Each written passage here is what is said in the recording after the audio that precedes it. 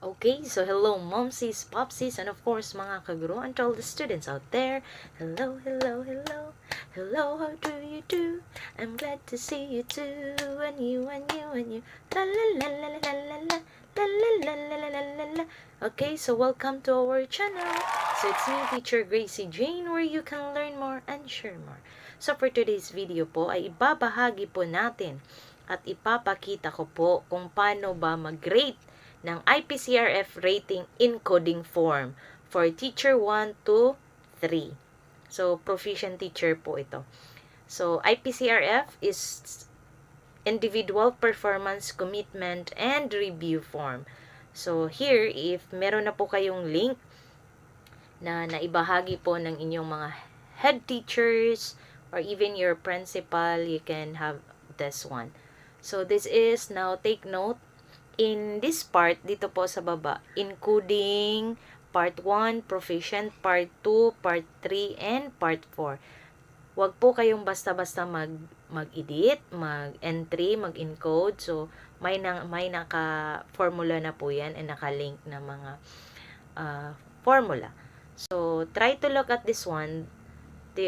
Meron pong privacy notice, instructions, and you need also to follow all this. So, ang gagawin lang po natin is dito lang po tayo mag-i-encode or mag-i-entry ng mga details natin sa encoding.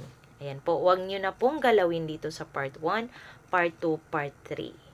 In part 4, meron po yang for developmental. So, let's click this one.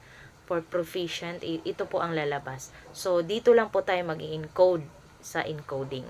For part 2, ayan, dito na po maka-reflect kung anong score ang ibabahagi natin sa encoding na nilagay. For part 3, we have also this one, the summary of ratings for the discussion na nilagay din po natin sa encoding. And for part 4, we need to entry this. No? Meron po tayong ilalagay dito. But later, after we're done with part 1, part 2, and part 3. Okay? So, again, let's start na. For the encoding, we have this one. So, you need to entry your name and try to look at that we have the name format. So, you start with your last name, first name, and middle initial. Okay? So, we'll entry now. All caps ha, all caps.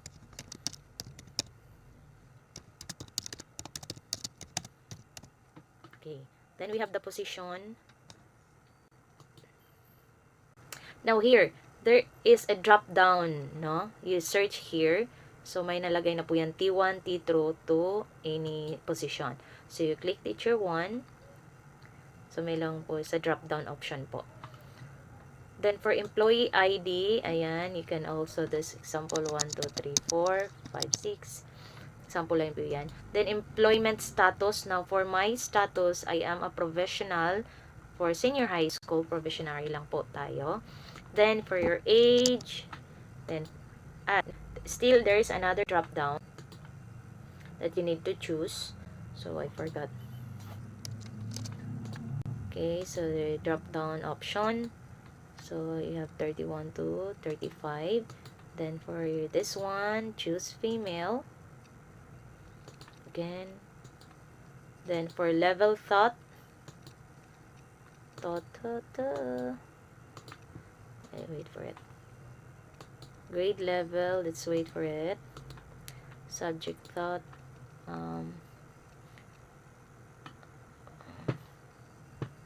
drop down. Later it will reflect. So what? I am teaching PE. Physical education for senior high school here. Okay. Mag-upper po siya later kasi. Wait lang. Ayan. Later lang po yan. Then, for your rater, okay, have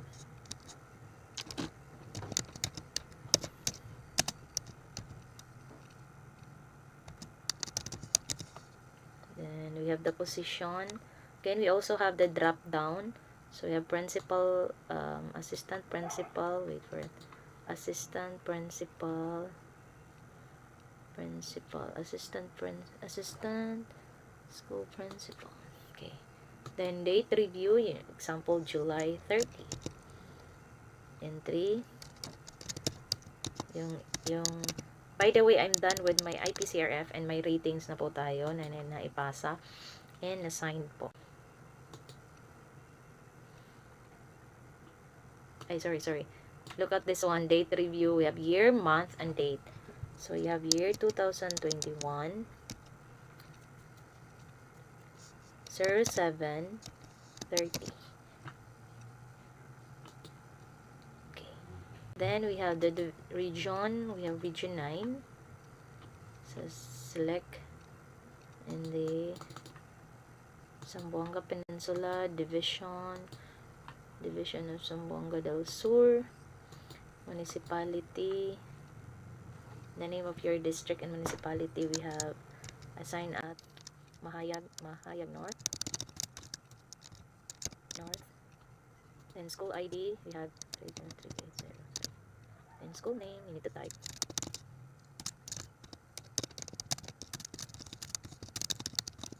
Mahayag School Parts and Trade. School type. So ano po yung school type ninyo? Then school size, large, circular. We have no grade, grade.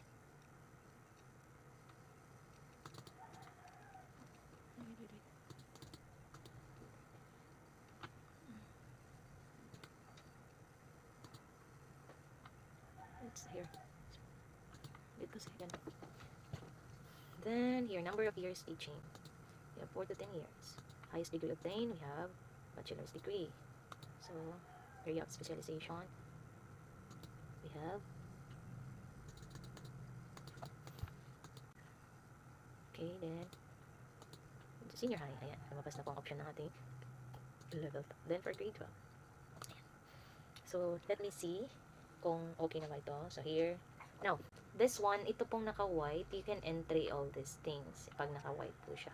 So, for COT1, no, for us, here, we only have COT2.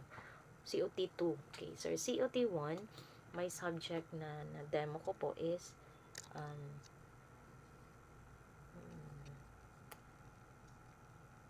PE and Health.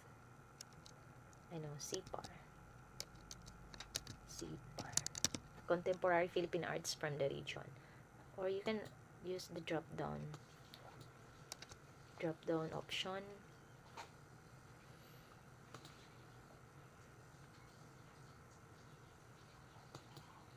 Ayan. Okay. I still use arts. Okay. Example. Then here, yung rate po ng inyong COT rating, yun po ang kukunin natin na guide. So, ilan ba yung score na nilagay ng rating ninyo for your COT1. So, example, 6, 7, 6, ayan. So, ayan, if you notice here, automatic po siya naglalagay ng RPMS scale. So, again, wag nyo pong galawin dito. Only the white na nilagyan po. Now, hindi po natin siya malak because may kulang na date na na-observe. So, try to put down the date, 221. Again, year, month, and date. Okay, 0421. Example. Okay. So, again, observe it. Check it if it's okay. Now, if it is okay now, you can click the lock. Okay, the field subject area strand field, it's data validation. So, may kulang po sa ating do not type your input. Ano pang nakalagay namin? Okay, dito po sa, here. Wala pa tayong iba. So, here is the general academic. So, ayan po, nakamali. Then, ayan. Wag nyo pong, wag kayong mag-worry kasi may note naman sila pag hindi nyo pa na-entryhan yung lahat ng mga info. So, the rater must enter a password. So, ayan po, ikaw pong bahala kung anong password ninyo. So, example, 1, 2, 3, 4, 5, 6. Confirm, 1, 2, 3, 4, 5, 6. Ayan. So, make sure to memorize and familiarize all those password kasi yun pong gagamitin natin. Okay, so as you can see here, unlock na po siya. So, hindi na po natin pwedeng editan kasi naka-unlock with your password na ginamit. Now, here, dito, bigla po siyang nag-white because na-unlock nyo na po ang COT1. So, for COT2, we will now have yung subject na na-demo ninyo for COT2. So, for me, it's physical education. Ayan po, automatic po nagwa-white agad. So, example, may rate. Example po. So, example lang po yan.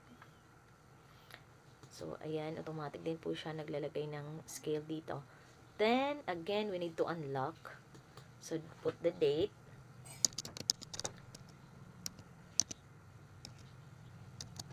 Okay. So, click unlock. Lock. Then, yung password po na nilagay natin kanina, yun po ang gagamitin. Take note, Raters password. Raters, ikaw po. So, 1, 2, 3, 4, 5, 6. Ayan. Okay. So, now, here, punta tayo dito sa IPCRF numerical ratings. Now, dito po, dito po siya nagre-reflect, ha? Dito po yan nagre-reflect ang score, no? Sa ating numerical rating. So, let's go back. So, example for your quantity, and here you can have this for your objective KRA and the average of that here. Dito po, ayan. So, tab 4. Yung sa ano ninyo, 5, 4, 4, 5, 5. Don't worry, pag nakita po ito ng rating ninyo, using your MOVs for your portfolio, nag-a-adjust po sila dito. No? Nag-a-adjust po. So, here, as you can see, your score is 4.540, meaning outstanding po kayo. Now, for us, for Provy, we all have the pwedeng ano lang, very satisfactory sa amin, satisfactory. So, example, this one, so very satisfactory ang score ninyo. Now, we have to, if we're done with this and you're satisfied with your score, again, nire-rate po ito, and i-adjustan sa ating, using our MOV, using ating folder po, portfolio natin, and yung mga nilagay natin. Then, approving authority, we have, again, all caps, last names, example, our principal, we have Shakur, Josie, M. So, okay. Then, drop down option, principal 2. Okay. So, if you're done and if you're okay with your score and ratings, so you can finalize part 1. Only part 1, no? Okay, let's start. So, finalize part 1. Again, raters password. 1, 2, 3, 4, 5, 6. Okay, observe. Ayan po, automatic po siya nag-finalize. Okay. Your data has been set. So, let's now go on with part 2. Dito sa part 2, we have core behavioral competencies. Now, saan po nagre-reflect ang ating mga nilagay na check dito? Dito po yan sa part 2. Ayan. Observe, this is just a 0, no? So, pag ito na po ang ating nilagay na check, click nyo lang po. Ayan, click nyo lang. Okay. Of course, reflect it with your performance, no? Kung ano yung ginawa natin. I think, mas i-check po natin siya lahat, no? Kailangan din nating i-left up ang ating mga sarili because we really tried our best, really trying our best, and hindi madali yung ginawa natin, especially for this pandemic. No? Ayan. So, pag chinek nyo na po, tingnan natin sa ating part 2, kung nag-reflect, hindi pa po siya nagre-reflect. It's because hindi po siya natin na-finalize. So, the note here, click Finalize part 2 to save your data. You can now proceed to the preparation of part 4. So, now, click Finalize part 2. So, again, your password.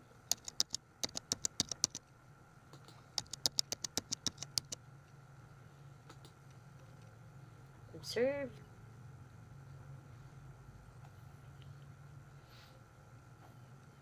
Ayan, nagpi-pink siya na. Pink, mink na mink. Your data has been filled. Okay, let's try to look at part 2. Ayan, nag-reflect na po yung score natin na 5.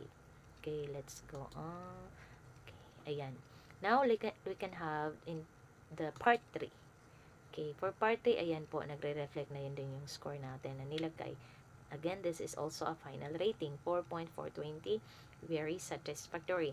And all the names na nilagay po natin sa encoding ay automatic po siya nakalagay dito agad. And here. So, observe ha, wag masyadong encode ng encode. Okay, for part 4, we have this one, the strength for your functional competencies. So, ano yung mas mataas na score ninyo for during your COT, yun pong ilalagay natin dito.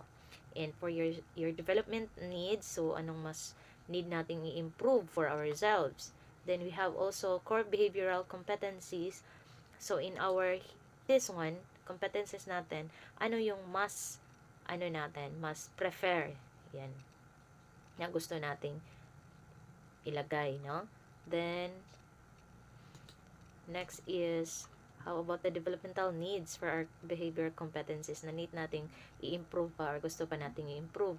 Then we also have the action recommended development intervention or action plan. So for learning objectives, if you want to have a good performance when it comes to your behavior or even with yourselves, so reflect it, put it here. And for the ICT, of course, if you want to improve yourself, you put it here. And you have intervention, have a seminars, trainings, no, workshop. Then you also have your timeline. For example, 2021 to 2022.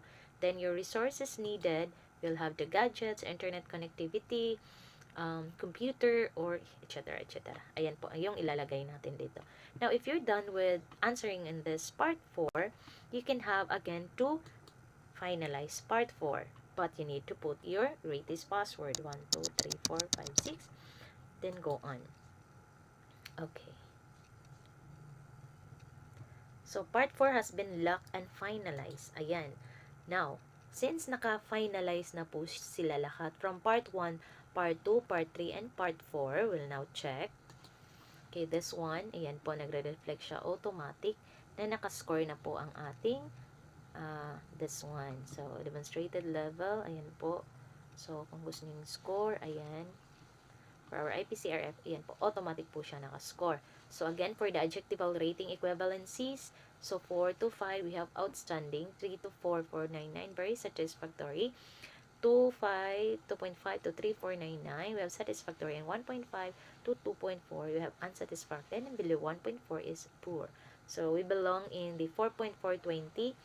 So, we have very satisfactory. Again, automatic din po ang mga kailangang mga information. Then, we have part 2. This one is part 2 for our competencies. We have core behavioral competencies. Ayan. Then, for part 3, again, wag nyo na pong galawin dito. Only the encoding part. Then, for part 3, we have summary of ratings for discussion. So, dito na po mag-a-adjust using our MOVs na mga portfolio na ipapasa. And even mga papers na need documents. Then, for part 4, we have developmental plans. Development plans. Ayan. So, if you're done with this, no, okay na lahat, wala na kayong kaya ilagay pa. Or if you want to add more, so again, just click. So, example, you want to write something here. So, you just click this one again. Then, put your password. Ayan. Okay. Part 4 has been unlocked and unfinalized. So, example, you want to add more. So, example here, 2021, 2022. then internet connectivity,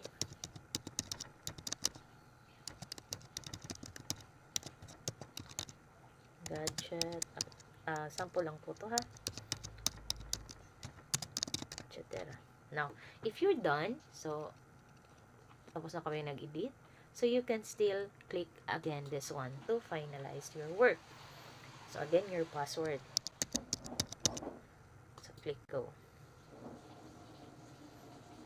So observe, ayan. So part 4 has been locked and finalized. So after that, you can unfinalize your part 4. Okay?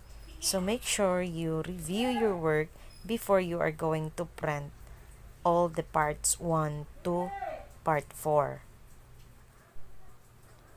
Okay, so by reviewing it, again, click. So tingnan po natin kung may kulang po tayong or may nalimutan tayong ilagay. Okay, let's review. Tingnan po natin. We have this. We have part 2. Yan po. Ito po yung mga nailagay po natin sa encoding. We have part 3 and part 4. Then, that's the time that we are going to click the print part 1 to part 4. So, if you learned something po from this video tutorial, do not forget to like, comment, share, and of course, subscribe and hit the notification bell para updated po tayo sa ating mga video classroom tutorial. Click all po and do not skip the ads. So, thank you so much. Sana may naibahagi na naman po tayong kunting kaalaman na magagamit po sa ating mga kaguruan. So, again, thank you so much, and this is Teacher Gracie Jane, where you can learn more and share more. God bless everyone and keep safe.